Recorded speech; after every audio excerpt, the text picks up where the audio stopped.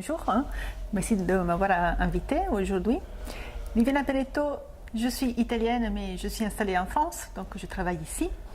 Je suis gestionnaire d'établissements de santé de base, de formation, et je me suis spécialisée dans les années dans l'hôpital numérique, c'est-à-dire tout ce qui est service digitalisé, numérique, pour les hôpitaux, les établissements de santé.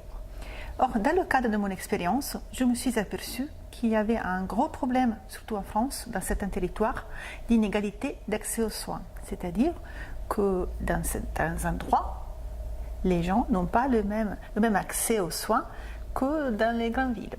Mais pas seulement. Ces difficultés d'accès aux soins concernent aussi des problèmes de type social. Par exemple, les résidents en établissement médico-social, en maison de retraite par exemple, n'ont pas la même facilité d'accès aux soins, même s'ils sont en centre-ville. Et donc, j'ai décidé, par mission, de chercher de trouver une solution. Et en alliant mes compétences, mon expérience et l'idée de vouloir créer quelque chose qui a un impact social, j'ai décidé de créer à Vie de Santé une solution de télémédecine. En fait, Vie de Santé est une belle entreprise qui a été créée en 2016. Et après 2 ans et demi de recherche et développement, nous avons pu présenter en avril 2018 un portail web. Web, c'est-à-dire que vous allez sur Internet, vous cliquez à Vie de Santé et vous le trouvez. Et là, c'est un lieu de rencontre entre les patients et les professionnels de santé autour de la télémédecine.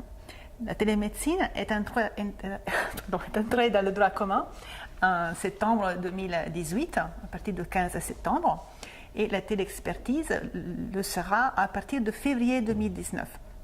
Donc, qu'est-ce qu'on peut faire sur cette plateforme? Les patients peuvent téléconsulter leur propre médecin, toujours dans le parcours de soins, et ils sont remboursés par l'assurance maladie. Les médecins, ils peuvent téléconsulter leurs patients, ou alors, en téléexpertise, ils peuvent solliciter un avis d'un autre professionnel. De ce fait, nous permettons un meilleur échange entre les professionnels, une prise en charge sanitaire qui est précoce, et cela va éviter des hospitalisations inutiles. À terme aussi baisser, nous espérons, les coûts généraux de la prise en charge sanitaire et apporter la médecine et les médecins là où ils ne sont pas. Donc surtout dans les zones de désert médical, et permettre aux personnes âgées notamment d'être mieux prises en charge et donc d'anticiper les problèmes liés au vieillissement. La médecine, elle est strictement réglementée et strictement encadrée par la loi en France. En fait, il y a un décret de la télémédecine qui est sorti en 2010. Ensuite, on a tout un tas de référentiels de sécurité qui sont en place, et plus récemment, un avenant de la télémédecine. La plateforme répond entièrement à l'ensemble du corpus réglementaire de la télémédecine. Le secret médical est gardé parce que l'échange de données médicales est entre professionnels qui travaillent en équipe de soins. Donc le secret médical est toujours gardé.